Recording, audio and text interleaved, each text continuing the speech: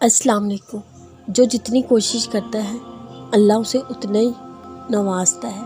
انسان سمجھتا ہے یہی اس کا نصیب ہے۔ انسان کا کام کوشش کرنا ہے، کوشش کے بعد دعا کرنا، اس کے بعد سب خدا پہ چھوڑ دینا، اللہ کے کاموں پر یقین رکھنا۔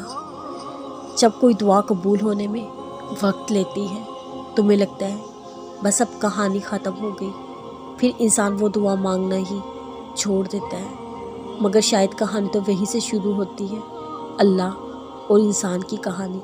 جب انسان بے بس مجبور ہو کر اللہ سے اپنی دعاؤں کا نام نہیں لیتا بلکہ اللہ سے اپنے بیمار دل کو ٹھیک کرنے کی دوا مانگتا ہے۔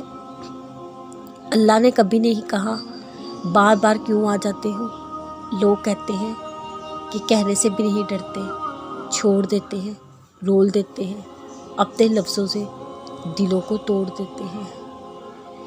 دن گزرتے ہوئے وقت کا اندازہ نہیں ہوتا، مگر درد گزرتے ہوئے لگتا ہے جیسے وقت گزر ہی نہ رہا ہو، کیونکہ صبر کرنا مشکل ہے، مگر صبر کرتے کرتے اللہ تعالیٰ صبر کرنا سکھا دیتے ہیں۔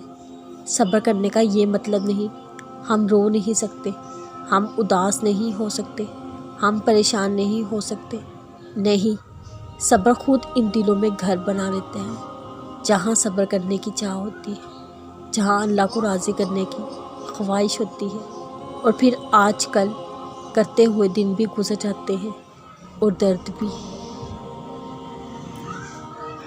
آگ گلزار کر دی گئی جب اللہ تعالیٰ نے ابراہیم علیہ السلام کا بھروسہ دیکھا۔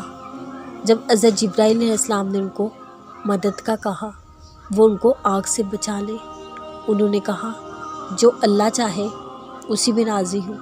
اللہ بہترین کارساز ہے، وہ کچھ بھی مانگ سکتے تھے مگر انہیں اللہ پر یقین تھا، اللہ نے بھی ان کا یقین ٹوٹنے نہیں دیا۔